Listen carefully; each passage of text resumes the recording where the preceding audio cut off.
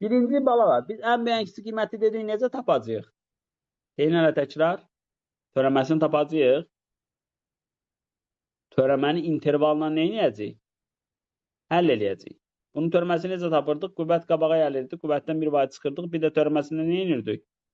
Vururduq. Bunun törəməsinə də vurdum. Mürəkkəb funksiya. İndi mən bunları sizə izah edim. Növbəti dərs sizlər, daha da çox onlayn qoşulan uşaqlar. Nə sualınız olsa qrupa atarsınız topludan. Onlar haqqında da bir dəfə də danışarıq. İndi diqqətli olun. Bax, törəməni intervaldan həll eləyirəm. Hələ bu cümlələrin burası maraqlı deyil mənə.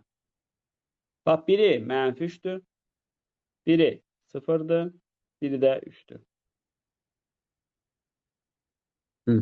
Sonra necə idi? Bura müsbət. Siz də bunu həll eləməlisiniz. Mən görürəm. Sonra yavaş-yavaş bayaqki kimi addımlayaq. Mənfidən müsbətə keçənlərə nə dedik biz? Minimum.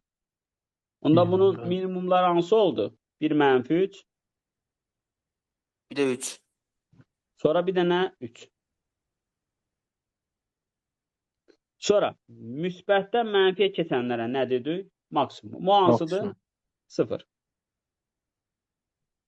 İndi balalar, bax, bizdən hələ bu şərti verməsə, maksimum qiymətini istərsə, x-in yerinə nə qoymalıymışam? 0. 0 qoyub hesablamalıymışam. Yox. Məndən nə deyir? Ən böyük qiymətini tap, mənfi 2, 4 parçasında. Yaxşı, bu mənfi 2, 4 söhbəti nədir? Bu mənfi 2, 4 söhbəti qrafiki çəkəndə yalnız və yalnız x-lərə bu aralıqda baxıram. Ona görə nə edirəm? Diqqət. Uc nöqtələrdə verilən funksiyanın cavabını hesablayıram. 4 çıx 9'un kvadratı çıx 81. Bu da köməkli eləyim müəllimə. 25 çıxısın nə edir? 81 mənfi 56 mı eləyir? Sonra 4'ü də yerinə qoyuram. Uc nöqtələri deməli yerinə qoyuram. 16 çıx 9 çıx 81. Bu da eləyir 49 çıx 81. Bu da nə qədər eləyir? Mənfi 32 mi? Sonra diqqət. Bu tapdığın qiymət var ha, bu maksimum. Bax da bu. Özünə sual verəcəm. Bu aralığa düşürmü? Düşür.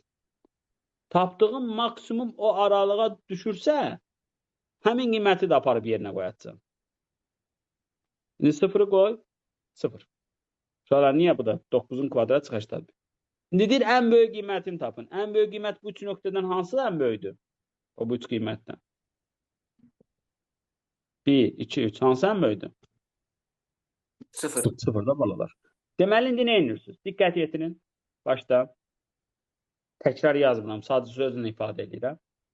Deməli, partida funksiyanın ən böyük qiymətini tapanda ilk növbədə uc nöqtələrdəki qiymətləri hesablayırsınız. Hesablayıb qoyursunuz bir qıraqda. Sonra bayaqki kimi araşdırırsınız. Törəməni tapırsınız. Törəməni intervalından həll edirsiniz. Bax, bərabərsizlik mövzusunu təkrar edirik. Törəməni intervalını həll edəndən sonra bayaqları deyirdik. Mənfidən müsbətə keçid olanlara nədir? Minimum. Deməli, bunun 2 dənə minimum nöqtəsi varmış. Biri də bu da buradadır. Sonra müsbətdən mənfiyə keçid olanlara nə deyirdik? Maksimum. Uşaqlar, minimumlarla maksimumlar ekstremum nöqtələr sayılacaq. Onda təzə bir term olacaq. İndi tapdığım bu maksimum, diqqət yetir. Da bu. Verilən partiya düşürmü deyəcəksən? Düşür. Düşməsə işin yoxdur. Düşür. Düşəndə də aparıb bir dəfə də bunu bayaqki kimi hesablayacaq. 0'ı qoydun, neynədir? Mənfi 80. Bu tapdığın 3 dənə qiymətdən hansı böyüdürsə onu götürəcək. İndi hansı böyüdür? 0, 0'ı da götürəcək. Minimum desəydi bunları da aparıb qoyub hesablayacaqdı. O da mənfi 81'i verəcəkdi. Məsələn, minimum qiymət burada mənfi 81'də, amma bir şey var. Diqqətli olun. Bax, sırf bu misal üçün bunu götürməyə dəyməz. Niyə dəymir? Kim deyər? Çünki bu burada yoxdur. 3 var. O partiya düşmür. Bildi? Elə bir tapdığınız nöqtələrdən hansıları o partiya düşürsə, onları aparıb funksiyada yerinə qoyub hesablayacaq.